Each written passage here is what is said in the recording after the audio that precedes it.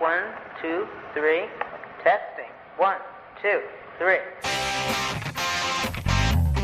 Hey, hey, hey, it's Bud and the Manchild. Hey, hey, hey, it's Bud and the Manchild. Hey, hey, hey, it's Bud and the Manchild. Hey, hey, hey, it's Bud and the Manchild.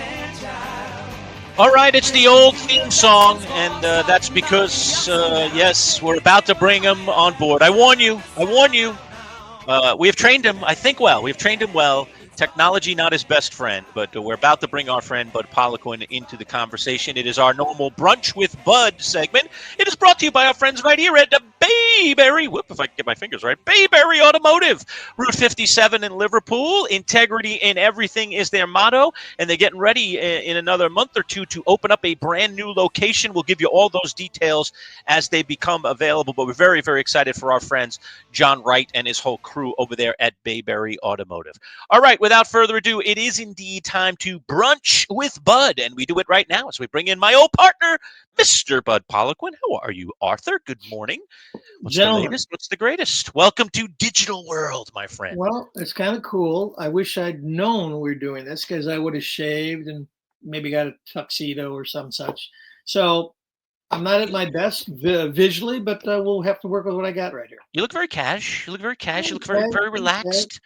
Summertime in the city, you know. There you go. Right. There you go. Very cash, very relaxed. All right. Well, welcome aboard. We're going to start with the local and then work our way outward a little bit because we've got some really cool items to talk about, including Subway Series, which just happened over this past weekend. But let's start with the other big news over the weekend, and that is Syracuse Football and Fran Brown continuing to amazingly recruit top guys across the country, and this time they land a 5-star prospect.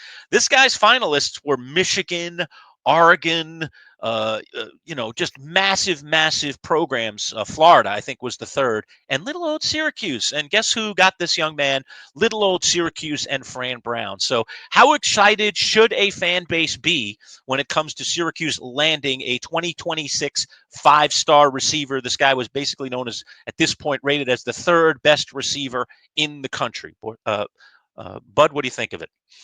Well, people should be very excited. I mean, it's fantastic. You know, that news is fantastic. Having said that, that news doesn't mean anything until he steps on the field and sees what he can do and how he responds to this talent upgrade that he's going to be playing against. He's playing against high school kids and whatnot. Now he's going to be playing against people who, in some cases, are 4, maybe 5 years older than him. So the answer to your question is they should be excited. It's a wonderful deal.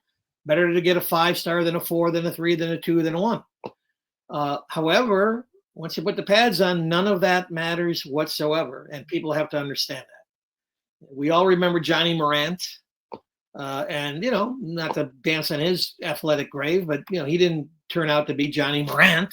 He turned out to be just another wide receiver on the team. So, you don't know, but it's really good news. And it is reminiscent, and forgive me, fellas, for not remembering the guy's name. But George DeLeon, once upon a time, discovered this fantabulous, he was like a Sid Finch sort of guy. You might remember Sid Finch, the New York Mets made-up fantastical character as a baseball player. And DeLeon pulled this kid like off of a roof in California and promised us that this was Joe Namath. And the kid comes across the country hauling, with a U-Haul and his girlfriend. And he shows up here in town and he's like Dizzy Dean. He speaks kind of funny and he speaks like a guy you pulled off a roof in California. Now, are my facts right or wrong? He might have pulled him out of a Dairy Queen in Arizona. I don't know, but I think it was a roof in California. And he came here and boy, George is all excited and we're all excited. We got this kid. We got Dizzy Dean at quarterback, but he's Joe Namath. Well, he was he was closer to Dizzy Dean than Joe Namath. He never really worked out. I don't know if he lasted a week, a month or something. So things happen is my point. And again, yay, terrific, great. Fran Brown has a 5-star. Ain't it great? Doesn't mean anything now that he's got him. Now we got to play football and see if he can help.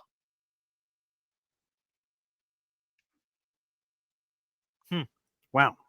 What, Bud, Paul?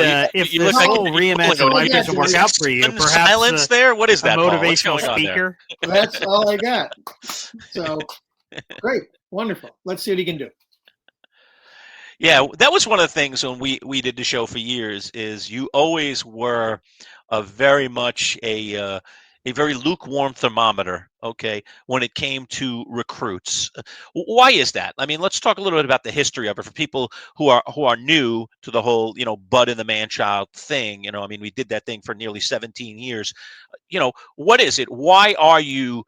Dare I say, I don't want to say tainted, but why do you have that thought process of, recruits are great and the stars are fantastic, Jimmy me boy, as you used to say, but in all honesty, it means nothing until we see them on the football field. So what is it that created that, that theme for you where you feel very much like, okay, be excited, but don't be too excited? And let me add to that, Bud. Why are you scarred? Who hurt you? That's what I want to know. That's really what it's all about. It's who broke up with you, right? Which Well, recruit broke up with you all those years ago? first of all, I'll say I think it's easier to determine a basketball player's projection of how good a basketball player is going to be than a football player. Football is a flawed game. For those of us who have followed Bud the Manchild and now the Manchild show, Boy Green, will know that I'm not a great fan of the game of football. It's a flawed game and so on and so forth. But the game that eats its young and so on. But the one thing football does, it really, you can't hide on a football field. If you're not doing your job, sometimes it doesn't matter if the other 10 people are doing their job. It just is. It's the ultimate team game. And so what's going to happen to this kid, and like any kid, he's going to come out here. Remember, he's coming in here, I guess, as an 18-year-old kind. And he's going to come in, he's going to be playing against guys who are, again, 21, 22 years old. The gap between 18 and 22 is huge, physically, emotionally, mentally, spiritually, for all I know. And I think that it is just incredibly difficult to project what a kid will do, how he'll respond, being away from home, and all the things I just said. And then now I'm on the field against these big, strong men. They're going to look like men to this guy in some instances. There are exceptions to all rules, but I think that's a big, big step to come in as whoa, and then perform as whoa. I don't. That doesn't happen often in my experience. Why do I feel this way? One, experience, and two, I'm just not as plugged into scouts because I came here with a professional sports background, the NBA, the San Diego Padres, the San Diego Chargers, and all. And I find the scouts are not the most believable people. And I know that sounds ridiculous coming from a non-scout, from a guy who's not there with the stopwatches and all that. I like to see performance against the peers that he'll be performing against before I listen to the hubbub. That's all. No, I'm not dancing on anybody's grave here. This kid may be great. He may be Jerry Rice. But until I see it, I choose to wait and see if he is Jerry Rice and not Johnny Morant. I hope he's Jerry Rice. I hope they win a lot of games. I hope that Syracuse looks like a place to be, a destination. I'll wait to see. I'll reserve judgment. So you wait to reserve judgment, but so I need to just know specifically before you will start to believe in Syracuse again. Do you need to see Santa come down the chimney, see his fat Patuki throwing gifts under the tree before you go, okay, yeah. Syracuse football. Who is Santa? What do you need to see? Well, we need to see him, Mike. Okay, who are they opening up against? They're opening on the road against somebody, right?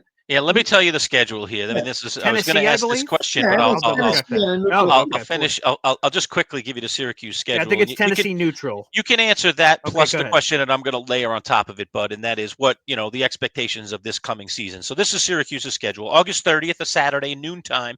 They open in Atlanta, Georgia, against Tennessee. Then they've got a couple of those non-conference, dare I say, easier games. UConn, Colgate. Then they go down into Death Valley to take on Clemson on September the 20th. Duke at the Dome, SMU on the road. Okay, that gets you through October the 4th. SMU was a really good team. Then Pitt at the Dome, down to Georgia Tech to play at Bobby Dodd. North Carolina and the new Bill Belichick Carolina people coming here on Halloween to take on Syracuse at the Dome. Then Miami on the road at Hard Rock. Notre Dame on the road in South Bend. And then, you finish it up with a easier game, Boston College at the JMA Dome. So, yeah, that's Syracuse's football schedule. How do you feel after hearing that? Well, I want to make clear that I don't expect him, and it won't be any kind of long-term judgment if he goes out against Tennessee and looks like a freshman, just another guy out there. Yeah. But it will start seeing what we've got at, versus Tennessee. And he could have a mediocre freshman season. He's not going to be Jerry Rice, but that doesn't mean he won't be better or great as a sophomore, junior, senior, however long he stays there. But what's wrong with waiting and seeing? Why do we have to? I'm not picking on you two, but I guess I sort of am. Why do we have to go gaga before we see it? That's all I'm saying. I'm just a guy who wants to sit back and see it before I go, whoa, we got something special here. Yeah. By the way, Calvin Russell, I just don't want you to misspeak. Calvin Russell is a 2026 recruit. He's in the next year cycle, not this coming year cycle. So we won't see him against Tennessee. We will see him the following year for Syracuse. That's right. So in other words, we can talk about this guy for another whole year. That's correct. Talk about how he's Jerry Rice, right? Yes. Yeah, wonderful. I'm just look. So, let me just say this. I want to make clear. I'm not kind of a throw water on the whatever. I'm not trying to dampen the party. I'm just simply saying that I'm the kind of guy, and I think others should consider being what I am, and that is, let's give these guys, it's only fair to them too, by the way, see what they can do before we start getting crazy and making reservations to go to the Rose Bowl or wherever this kid might take us. Because remember too, let's say he's good. Okay, he leaves and he goes to, Alabama, through the portal or something. So this is a weird time. And I just ask people to, settle down, stay in the saddle, cool your jets, all the cliches. That's all. Well, Bud, your conversation has now sparked a very natural follow-up question. After spending 17 years with Jim the Manchild Lerch, doing Bud of the Manchild. In addition to that, I believe you guys did pregame shows for Syracuse football. What was your favorite part about Syracuse football pregame shows? Now, hearing how much you love to talk about things that haven't happened yet. There was no favorite part. The favorite part was, and that wraps up our show, folks. That was the favorite part of every pregame show. Okay. For precisely that, you sit around and you talk about something that hasn't happened. And we're all talking like we're experts. We know what's going to happen. I hated it. Okay. There was no favorite. Again, favorite part was, okay, bye-bye. See you next week. That was the favorite part. Hey, well, who do we think we are? We're all Kreskin or something? We all think we know the future? I mean, come on. Let it play out and then talk about it. Boy, Johnny was good. Billy wasn't so good. What was the coach thinking? That, to me, is the real discussion, not what we think is going to happen. What are you waving there? I'm doing the Kreskin thing. That's a Johnny Carson reference for all of you youngsters out there. The amazing Kreskin. I do not have my turban to throw on to be the amazing Kreskin. All right, let's move away from college recruiting for a bit and dare I say move into the more positive world of the Subway Series, Bud. Over this past weekend, the Mets and the Yankees, and we end the Subway Series 3-3. That's the way it ends up. The Mets win 2 out of 3 at Citi Field. They lost 2 out of 3 at Yankee Stadium earlier this season. But we are looking at these two teams right now as we get into, dare I say, the dog days of July and inevitably August. We're past the 4th of July now. We're, I think, a little past the halfway point or right around the halfway point of the Major League Baseball season. It's not, at the All-Star game, which comes a little bit later. What are your thoughts right now about the Mets and the Yankees and where they stand? I mean, we obviously got to see them compete against each other this past weekend, but where they stand right now, are you confident both of these teams are playoff teams? Are you even more confident than the fact that they're just playoff teams? Well, first of all, I want to say that I am greatly disappointed, dismayed, in wonderment as to why Major League outfielders cannot throw a baseball accurately. However, the throw by O'Neal Cruz. Yeah, no, well, O'Neill Cruz, but the Yankee, the sketches at shoestring and throws out the double play and Lindor, I think, going back into first base. Oh, yes. I'll grab his name in a second. It was Go never in ahead. center field for the Yes. Yankees. Yeah. I'm really sorry. But I saw those two throws over the weekend. And I said, now this brings me back to a time when an outfielder could throw the ball with velocity, maybe not O'Neill Cruz kind of velocity, 102 miles an hour, but with velocity and with accuracy. And both of those plays, the double play that bails out the Yankees in that inning, and then the throw by Cruz, I thought, now I love that. I love those throws. I love that part of baseball. I love defense. I love arms. That's why I think that baseball not doing pregame infield and outfield warm-ups for the benefit of the fans. I'll never get it. I'll go to the grave as a bitter old man, hopefully an older man. I'm pretty sure that was Trent Grisham, by the way. Go ahead. No, it wasn't. It wasn't Grisham? No, it was He was in center on Sunday. That was on Sunday, right? that was on it was on Sunday, but it It wasn't was him. on Sunday. Come on, somebody's So maybe it was their right fielder. But go on. No, it was I thought it was a center fielder. Well, who cares? Bottom line is great throw, doubles up, I think, Lindor off first base. Yep. For a double play. It was a shoestring catch. I saw the play. Yep. All right. Fantastic play. Fantastic. And I just said, man, I've seen so many throws where I honestly look, I watch baseball games and I'll see a play by a third baseman. He'll backhand a ball and then throw it across a diamond, out, perfect. And I say there are 50,000 people in the seats. Nobody in the seats, nobody could have made that play. Nobody. I think it was Bellinger, by the way. He was playing. It was Bellinger. Yeah, he was playing right field. It was right field. Okay. Anyway, I'll see plays and I'll say nobody in the ballpark can make that play. That's why they're on the field and everybody else is in the stands. These people are really, really good at what they do.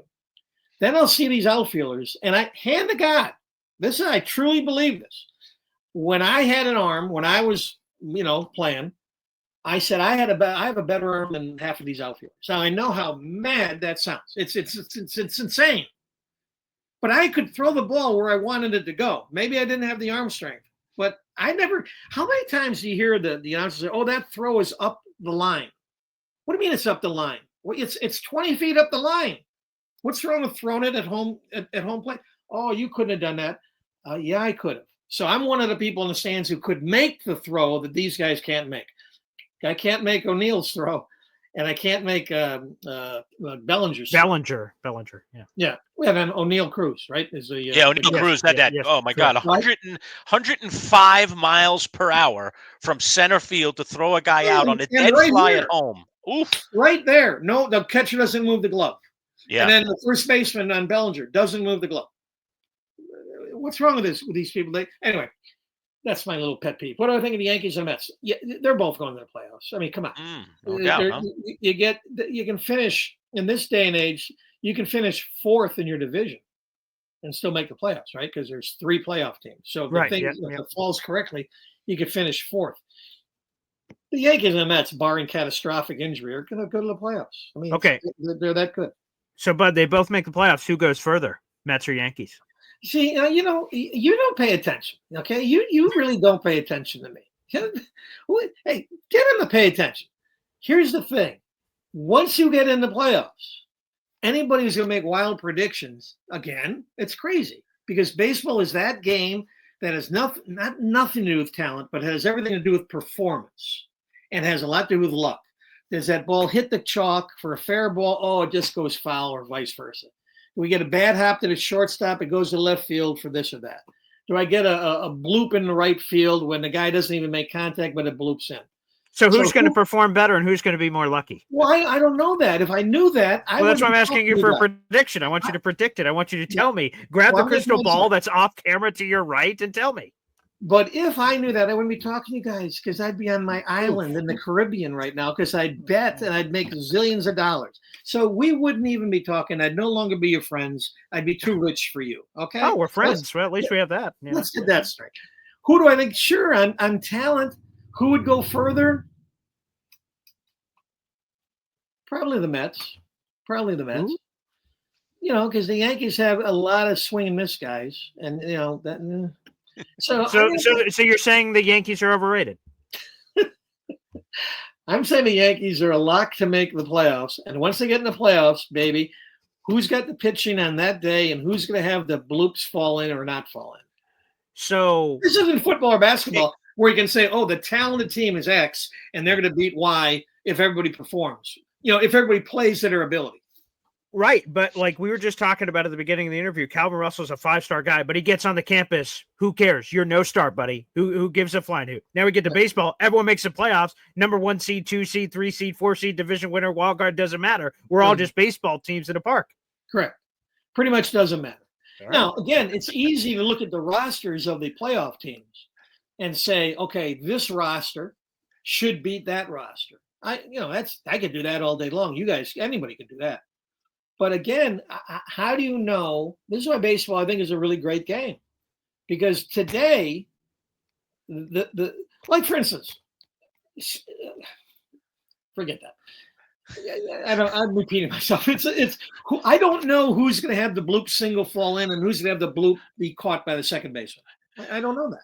So you know what I'm blown away by in this digital world with Bud.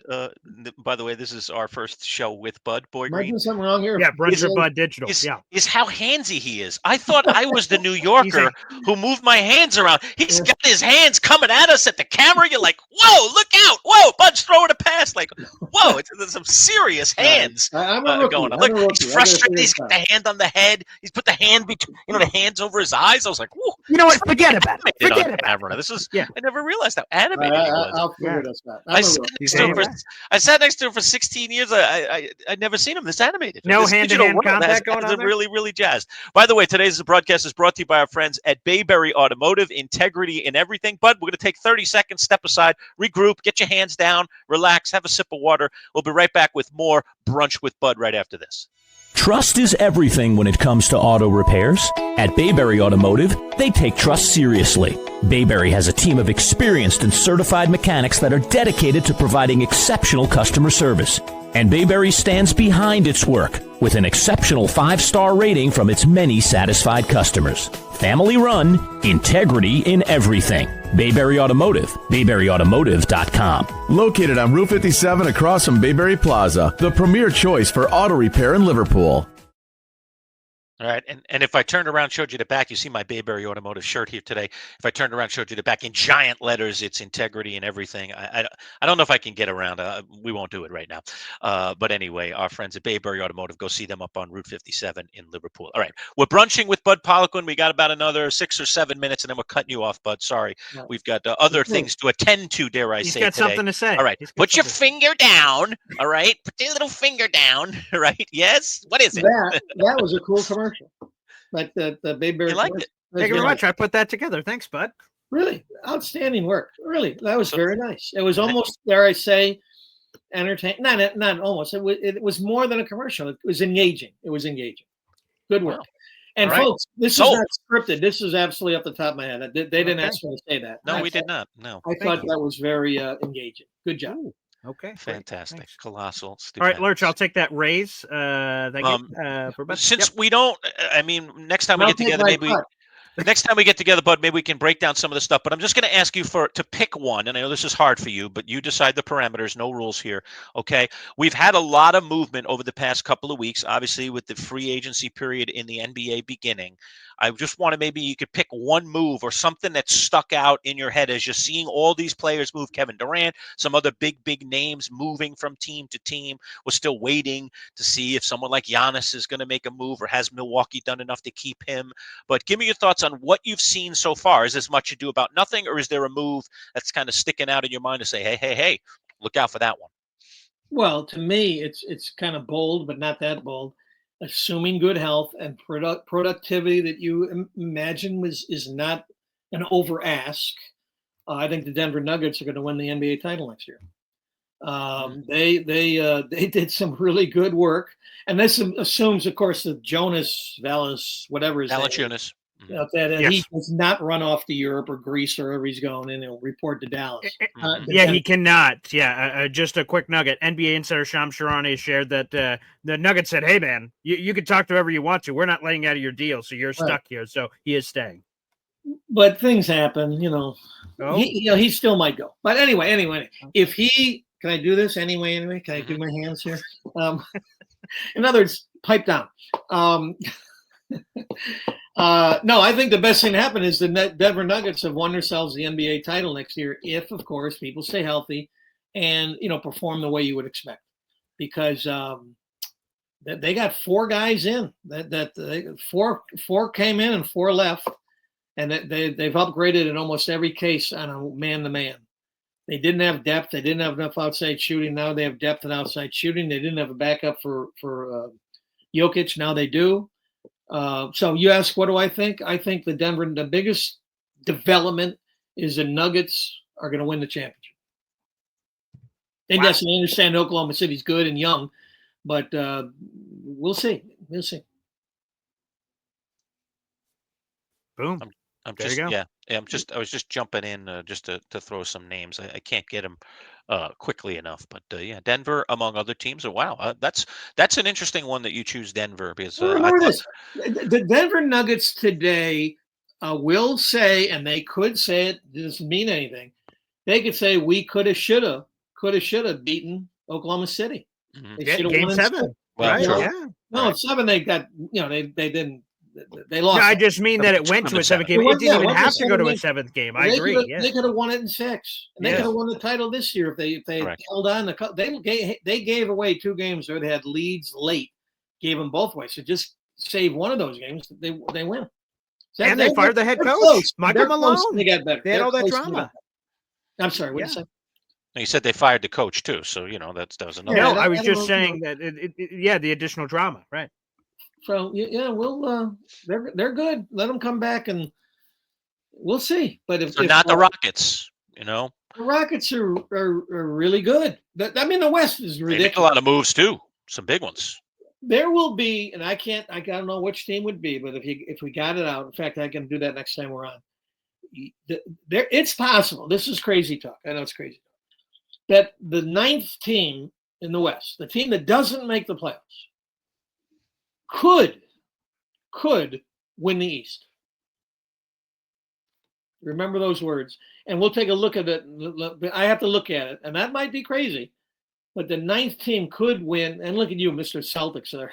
The 9th team in the West they certainly would compete in the playoffs, but they might win the East. That's fair enough. The Celtics are hurting. The Pacers are hurting. The Bucks are hurting. The Knicks are pretty good.